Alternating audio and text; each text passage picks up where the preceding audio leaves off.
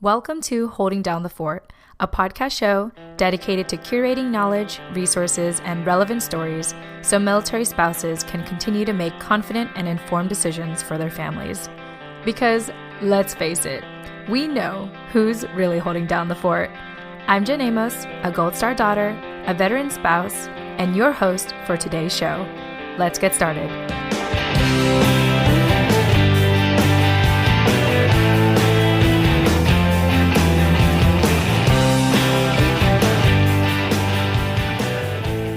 Welcome back. I hope that you all are continuing to stay safe, healthy, and responsible during this COVID-19 pandemic. I'm excited to introduce you all to another incredible person in our military community. Before I do, I have a couple of announcements. First and foremost, this interview has a couple of moments where it's a bit staticky, but you can still hear the message just the same. And if you need some parts to be clarified, then all the more reason to reach out to our guest. Secondly, Holding Down the Fort is brought to you by U.S. Vet Wealth. While most financial advisors help you plan for retirement, we help you plan for who you want to become. You can learn more about us at usvetwealth.com, or you can check out the episodes 2, 3, and 4 of Season 2 here at Holding Down the Fort to learn more about us, specifically my husband and I. Next thing is that during this time, a lot of us are home. Although that's nothing new for military families. Either way, a lot of us are really hungry for community. And so that's why at US Vet Wealth, we are offering free action classes where you'll get a chance to network with like-minded professionals and learn actionable lessons you can implement right away. Or not, you could just hang out too. Every week, we learn from best-selling authors covering topics regarding identity, self-development, and financial control. A couple of books that we may be covering are The 4 Agreements, Start With Why, The New Social Learning, Principles, and many more. Once again, you can learn more about our company and our action classes at usvetwealth.com. Last but not least, I just want to do one more shameless plug, actually for my husband, Scott R. Tucker, who has recently released a podcast show himself. And so if you are looking to get another perspective from the military community, check out Wealth and Liberty. Please enjoy this teaser.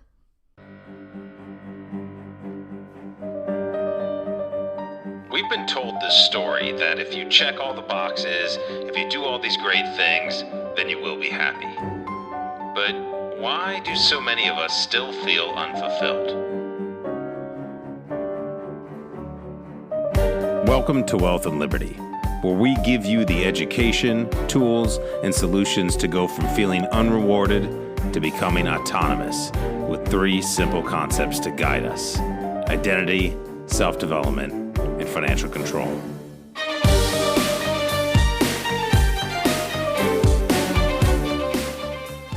And there you have it. Thank you again for taking a minute to listen to my announcements.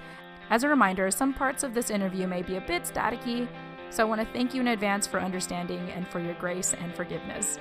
Enjoy.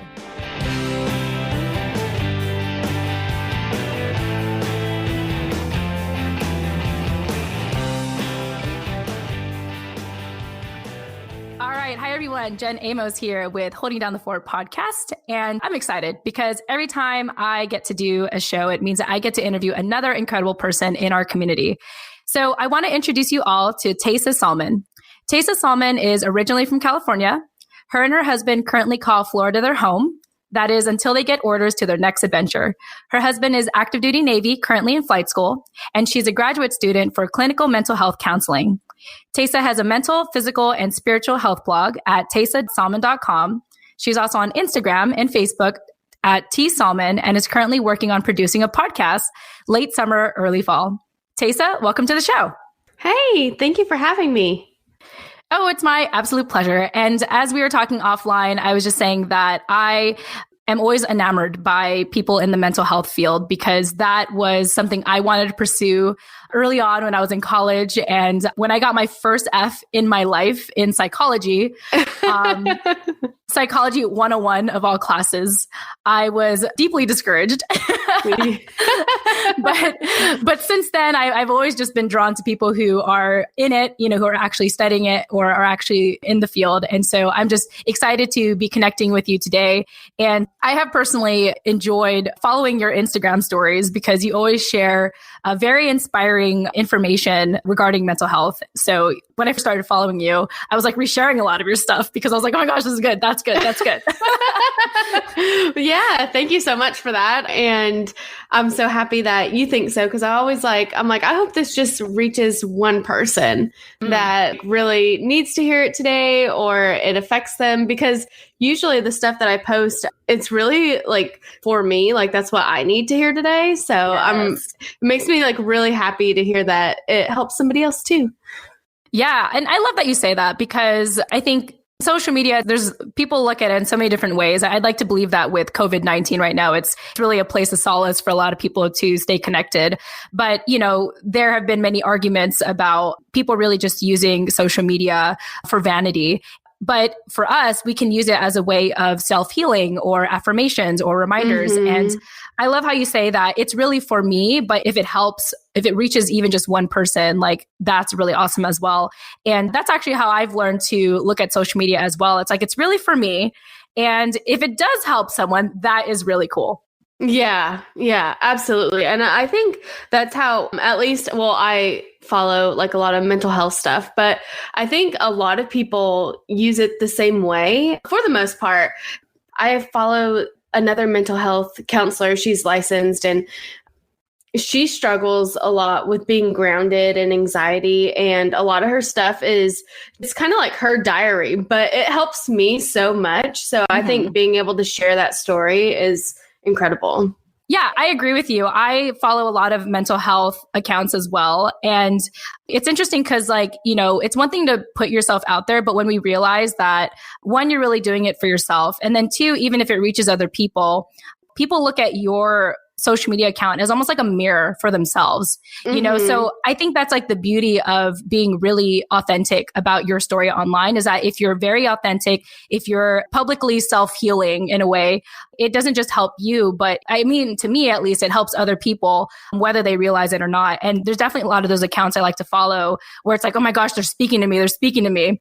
And, as you come to find, just like what you said, a lot of these people use these accounts really just for themselves. So I feel like I'm talking in circles, but I love that, when people take care of themselves, they unknowingly take care of other people as well. And social media is a really good example of that, like the accounts we just talked about.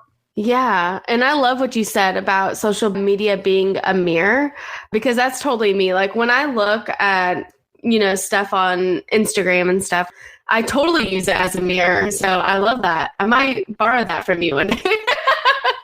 Yes, social media is a mirror, y'all. I mean, it is, because you have to think about what you're curating. You have to think about what you're following. And if you don't curate your feed, I feel like we're just having this whole mental health talk about social media right now. But if you don't intentionally curate your feed, then you're naturally going to see negative images. You're naturally going to compare yourself to other people, et cetera, et cetera. And I think that's actually a good lesson for life as well. Like, I think if you're not intentionally surrounding yourself with people that uplift you, you're naturally going to, you're automatically going to surround yourself with people that bring you down.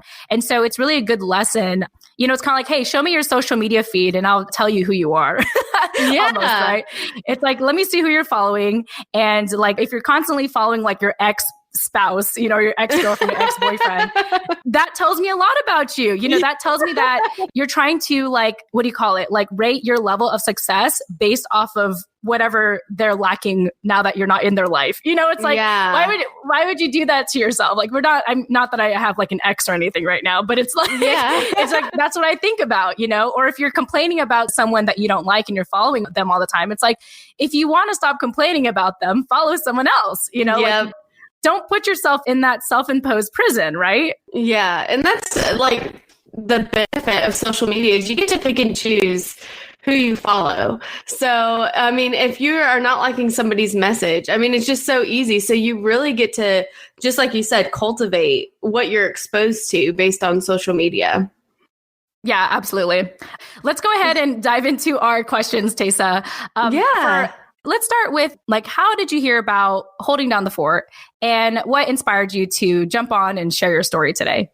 Yeah, so we met at PodFest, and I'm so happy that we met because that's where I heard about Holding Down the Fort, and I was able to listen to episodes driving home. And so I was really excited to be a guest on the show because I am a new military spouse. So I think that, like, you are a mil spouse, but there's so many different types. There's new, there's seasoned, and then you have male spouses that didn't marry their veteran until after they retired.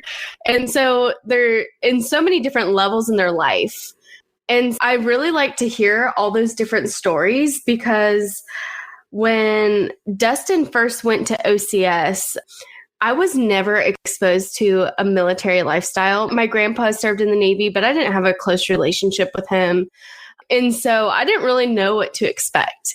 And the way our story went, it was like very quick. So he applied to go into OCS and go into flight school.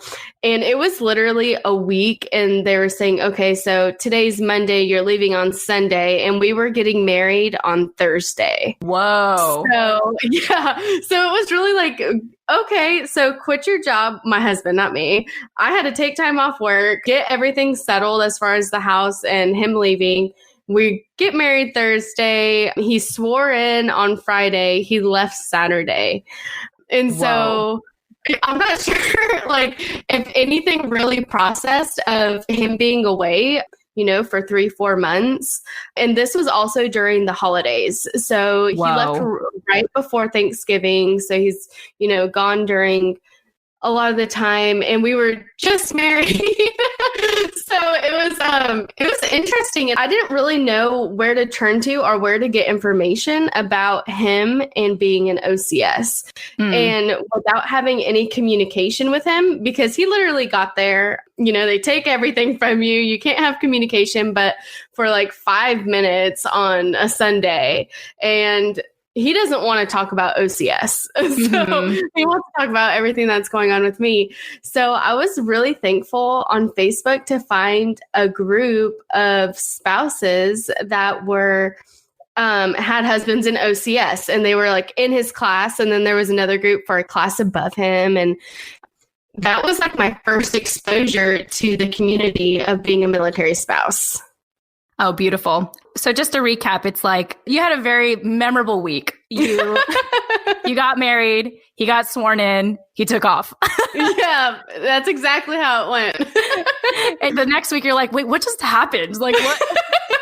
Like, I'm married now? Yeah, I'm married. Where did my husband go? You know, it's like, what happened to our honeymoon? You know, it's just all of a sudden you just get thrusted into this life.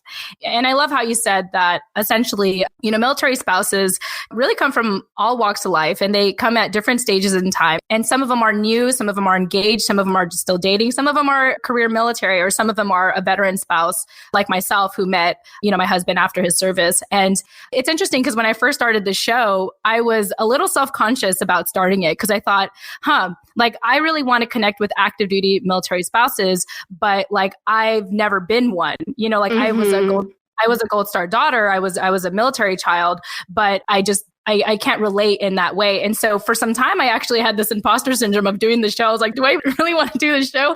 And then I've come to find that, you know, just like we were talking about, like, there's so many different types of military spouses. And like, for me, doing this show really validated who I am and where my place is in the military community. And I have also found that some people who listen to our show, like, they're new in the military spouse life. They just got married, or they just got engaged, or they're dating someone with, you know, with the expectation that they'll probably get married, or they're just dating someone. And it's just really cool to have so many people almost in the last year just come and share their story and their experiences and what they've learned. and really just reassuring anyone affiliated in the military that you're meant to be here and what you're going through is not unique and there's a community for you. And hopefully at least one of these episodes on the show, crossing fingers, resonates with you and makes you feel a little more connected and grounded with your current season in life. Like we mentioned, whether you're new, whether you're in it already, or whether you got out. So thanks for sharing that and for joining the show today. So Tesa, I know I mentioned this a little bit in your bio, but I thought this is a very relevant question to ask considering how we are going through a pandemic right now. But for people that are getting to know you for the first time, why don't you share a snapshot of your life today, particularly what keeps you excited and busy with life nowadays? Yeah, so I'm currently in a graduate program for clinical mental health counseling, and I'm absolutely loving it. My undergrad is also in psychology, but this is like more hands-on. I think we learned like all the fundamentals in undergrad, but now we're like getting really into it. And then I also have a blog for mental, spiritual, and physical health. And I think all three of those are so important in life and they really ground you as a person. And then I'm getting ready to do a podcast, which should be airing this fall, which I'm really excited about because we get to just interview people who have experienced it, experts, people that have some background knowledge, just to get different messages out there that wouldn't necessarily be spoken about otherwise. I think that's super awesome. And as I mentioned earlier, I'm quite enamored by people in the mental health field. And I really like to just pry and ask a lot of questions. So I think my initial question for you, Tesa, in where you currently are in life right now is, what inspired you or what led you to want to get into clinical mental health counseling? Yeah, so I have experienced myself with depression and anxiety coming from a really young age. There was a lot of trauma in my young life, and then going on as a young adult, all that trauma kind of came up and I didn't know how to handle it. And so I went to therapy and I was amazed at just how much I learned, but how the therapist was kind of like an artist because they being able to listen to somebody and then catch all these little things that may be so minute to the person, but it's actually huge, and bring that to light to be able to help somebody in like the most significant way. I was like, that was beautiful to me. And I was like, that's something that I want to do. And one of my biggest things is I know that all the pain in my past didn't happen for absolutely no reason. And I came to believe that that reason was to help others and to be able to use my experience to be able to relate to others and empathize, but also just to help them through their journey. And so that all happened probably in my early 20s, realizing, this is what I'm here for. And realizing that helped me have like a purpose in life.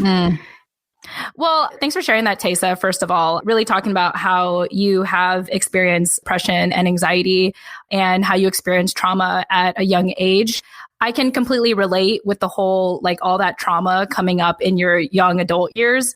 I know for me, when I had lost my dad was active duty service when we lost him. And it was always this big question mark of what happened to him? How did we lose him? We don't know what's happened even till this day. I mean, we're gathering information now because my sister is interested in learning my dad's story, but we'll still never 100% know exactly what happened to him. So, that leaves a girl with abandonment issues. Okay. Yeah. and so it was interesting because I think from 18 to my young 20s, I just found myself in a lot of unhealthy romantic relationships where it was kind of I'm going to leave you before you leave me, or I'm going to stay with you just because even though this is not not the best kind of love I deserve, like you're not going anywhere. And so I had like those types of relationships. And when I realized what happened, when I was very fortunate to get help, and even till this day, I get help. Like once I got comfortable with getting help, yeah, it's like once I got comfortable getting help, I was like, you know what, I should keep doing this. It's like going to the gym. Like this is like, I just got to keep doing this, because even almost a year ago, I was diagnosed with mild depression. And when I was able to identify the symptoms, at first I was in denial, but then when I started to see the symptoms, I was like, oh my gosh, I've had this since I lost my dad. And like, that's why I was so sad all the time. And like I just had this cloud over my head most of the time. I never knew how to describe it. I just thought like my life was an uphill battle, you know? Yeah. And so I just appreciate you sharing all that. And like, that's what I love about mental health. And I think even seeking out therapy is just exactly what you said. I've never heard anyone describe this before. Like a therapist is like an artist. That is so beautiful and poetic to me, because it's so true. Like they listen to you and they point out the things that you didn't even realize were significant. And in addition to that, I love that had inspired you to, pursue this field and give back in that way. And so, so thank you for sharing that and doing what you do, because I think it's so needed. And I think a lot of us in general tend to underestimate how much our upbringing had impacted us. And to just bring light to that and let people know, like, you're okay. Like, a lot of the things that happened to you when you were young, it's not your fault. And you can start to forgive yourself and, really grow from there and figure out what you're really meant to do now that you've learned to, let go of that baggage or use it for good. So, yeah, I think that with being able to be self-aware on once you get through the phase of going through it and then getting through it, I completely agree that you learn to forgive yourself. And I think that's one of the most important things, because if you skip that step, it can be really hard. Well, Tesa, thank you for sharing with us a little bit about where you are in life today and why you are where you are today. So with that said, with what you're currently studying, what you're currently doing, I'm curious to know, how is what you're doing, in studying clinical mental health counseling, helping you as a military spouse today? Yeah, so there's so many ways that it's been helping me as a military spouse.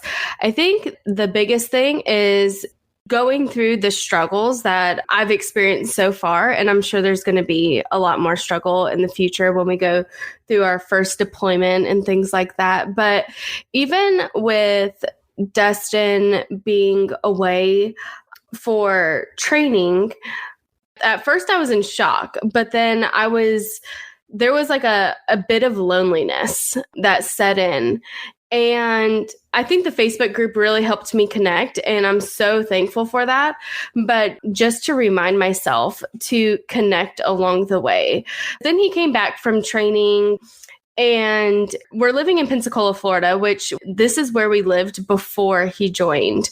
And so I didn't really experience PCS like it normally would happen. And so I didn't feel the need to connect to other military spouses right away. And in the middle of that, I kind of realized, like, okay, there was a little bit of fear of when I move, this is really going to hit me, because since it hasn't hit me yet, and I haven't gone through it yet, when I do move, you're going to experience a lot more loneliness with less connections, less friends. So with everything that I'm learning in graduate school, it's really kind of taking myself into, it's kind of like a battle in my head. Like part of me is like a therapist and part of me is like a client, where I'm like, you really need to, be inspirational and inspire yourself. But it all comes down to really helping myself take that leap forward to make friends and connections within the military spouse community. And I think that's one of the biggest things that I've learned through being in graduate school and going through this as a military spouse. And I would say that is towards all military spouses, because I didn't have social media for 3 years. And I actually didn't get social media until Dustin left because I wanted to be a part of this Facebook group. And so a part of me kind of thinks, this is kind of like going off topic here, but a part of me thinks like, how many military spouses, I mean, maybe I'm just really like different and I didn't have social media for 3 years, but don't have that connection where they can connect online. And how many military spouses are feeling alone for not having friends because they just uprooted their life and left. And so I know that's kind of like a thought that's out there. That's, I guess, just connection. Connection is key for me in the combination of mental health and being a male spouse. Yeah, absolutely. And I think there's one thing that we should all admire about military spouses and military families in general is just their resolve and their initiative to build community. Because eventually, like, some people can pull it off. Some people can just be okay with being alone, or some people are willing to sit with those feelings of loneliness for some time. But I think there eventually comes a point where you're like, okay, I can't keep doing this. This is like not healthy for me. I don't want to resent my spouse for being gone so long. I need something. I feel like you studying, like being in school right now, is really giving you the tools to really thrive as a new military spouse. And I think at the end of the day, I was reading this book called The Upward Spiral by Alex Korb. And he really gets into the science of depression. I'm not an expert in any way. I'm just reciting what this book told me. Yeah. and cause like last year I was just trying to understand, like, how do I work through my depression? Cause I don't want to take prescriptions, I don't want to do that yet. And in the book, it talked about the importance of like the way to decrease depression or the way to work through it is to build community. And, I think for the average American, especially if you were born and raised in the same community, you already know what community is like so much that when you turn 18, you just want to get out of town and, go somewhere else for school as far away as possible and find a new identity out of that. But for military families, it's like you constantly have to start over. And so the beauty of, I think today, at least with having social media, like we can have that sense of community. And I think it's so needed. And loneliness, isolation, and a lack of purpose, I think, is very common in the military community amongst military spouses and families. Because even for myself, like as a kid, like I mean, not that I needed to have a purpose or anything, but I was very heartbroken every time I had to make new friends, to the point where when we finally settled somewhere, like in San Diego, like I was just not about it. I was like, I'm just going to wait for whoever comes to me. And if they want to be my friend, they're my friend. But I was just so, I don't know. I just became desensitized. It became indifferent, I think, to wanting to build community. And really, fast forward 20 years later, I'm just so hungry for it. And I think that's part of why I love connecting with military spouses, because it's like, I know your struggle. Like I feel you, with your struggle. So yeah, I think that's a really good point about building community. And I love that even though you weren't on social media, like that desire to have community inspired you to get on social media. Yeah. And I love how you said that, like being hungry for community. And because that's exactly what it was, and I think that the military community is just so special in that way because it's unique. I mean, it's not every day that an American family gets uprooted every few years and has to, start over with their social life. And I think that with our spouse leaving, I haven't experienced it, but I'm mentally preparing myself for a deployment. Yes. That does. I mean, it can create a lack of purpose. And I think you're spot on with that because I've read a lot, Military Spouse Magazine and things like that, so a lot of spouses are, well, I'm here, I'm taking care of the family, holding down the fort. But what is my purpose? And I think that a lot ends up being is building a community to connect.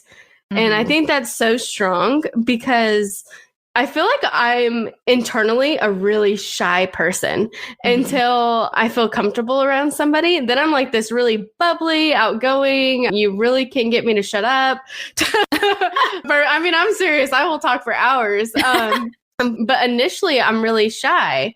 And so for me, it's like really important for my mental health to be more aggressive with myself and making connections. Like I literally feel like I'm having like an out of body experience, like pushing me, like go make friends, go make friends.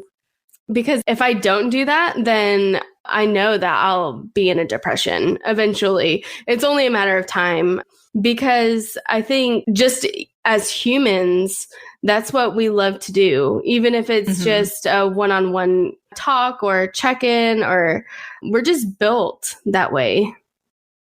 Yeah, absolutely. I feel like the theme of this conversation is initiative. You know, I feel fortunate to be in a time where mental health is normalized. I mean, maybe it's just because I curated my feed that way, but I do feel like people are more open about talking about what they're going through. You know, they're really treating, you know, their mental health as if it's their physical health. Like I just recently learned through one of my girlfriends, like I didn't know this was a thing, but she has, I forgot the name exactly, but she basically like always gets depressed before it's her time of the month. Like the day before her time of the month begins, like she gets depressed. And I was like, that's a thing. Like, I mean, I know that like some people are more hormonal or some people are more emotional at their time of the month, but it's like, oh, I didn't know that was like specifically a thing. And she, you know, fortunately she was able to articulate that, you know, to her doctor, and they were able to work accordingly, you know, and help her like prescribe a certain birth control where it's like she can stay on top of that and make sure she doesn't go through that type of depression. But I think it's so powerful to validate your feelings, because first of all, people minimize feelings to begin with. But like, if you talk enough about your feelings, especially to even professionals, like the professionals will tell you, you know, I don't think this is just a feeling. Like, I think you might have something. I think you might actually have some level of depression. And so I just love that today people are more comfortable talking about it. And I hope that having conversations like this, people feel more comfortable and really normalize in their own lives to just talk about it, just to talk about how you feel. Yeah, I completely agree. We definitely have come a huge way with that.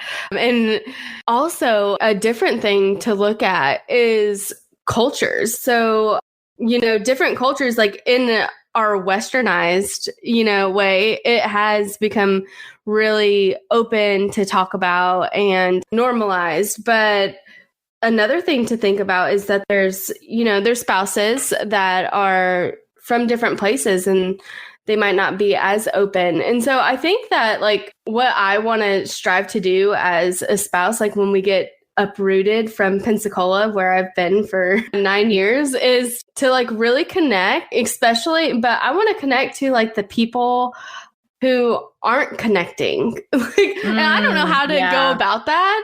I don't know how to engage in that or to find out who's not connecting.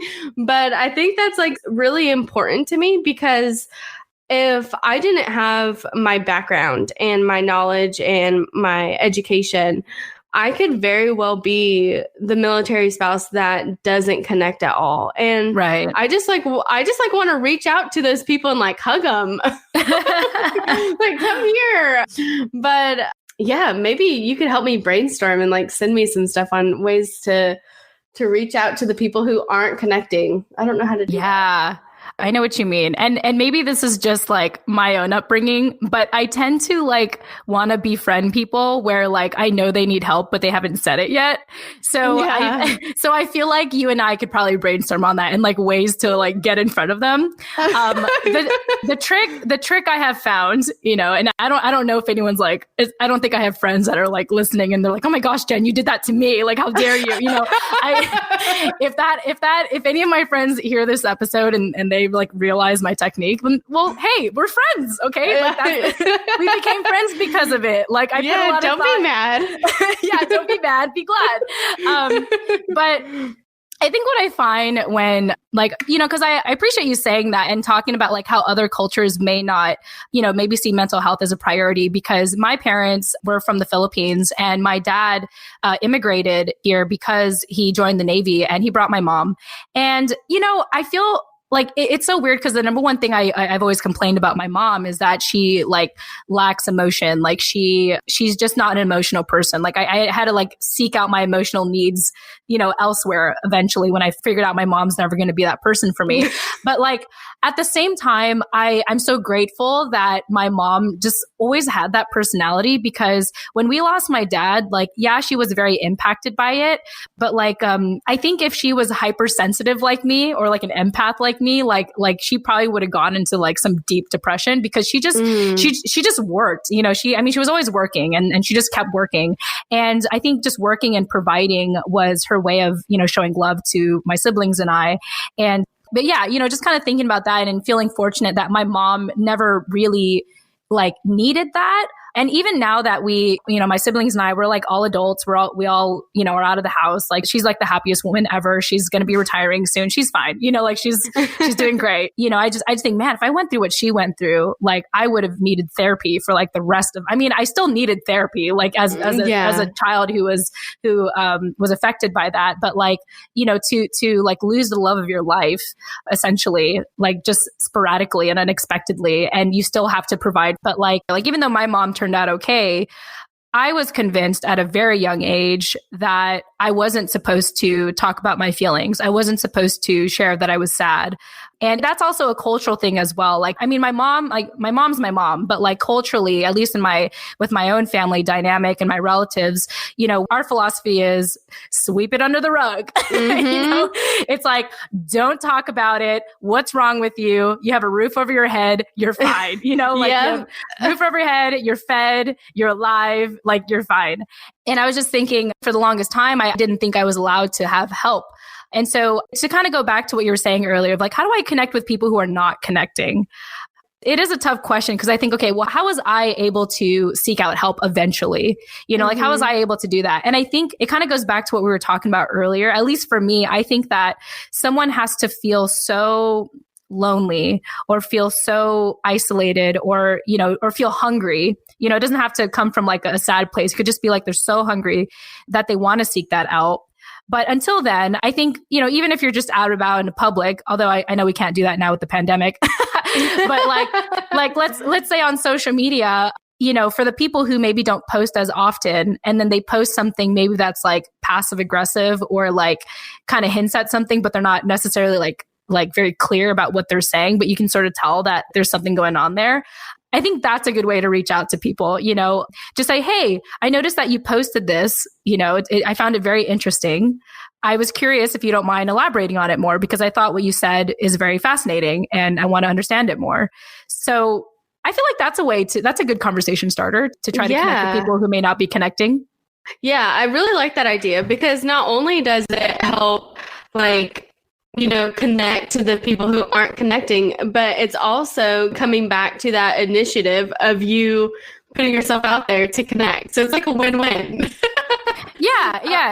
Yeah, exactly. I think that's what it comes down to at the end of the day, is like, if you want it, like, you have to take the initiative. Like, no one's gonna go out of their way to reach out to you. And even if they do, and this is just from personal experience, I feel like most of those people are very narcissistic. Like, I feel like you're almost I feel like you're asking yourself to be in an unhealthy relationship if you just wait on someone to save you or connect with you. Like, if you don't control the situation, if you don't choose your friends, this actually goes back to the very beginning of our conversation about social media. It's like, if you don't choose to curate your feed, like, you're naturally going to attract like negative content or negative people.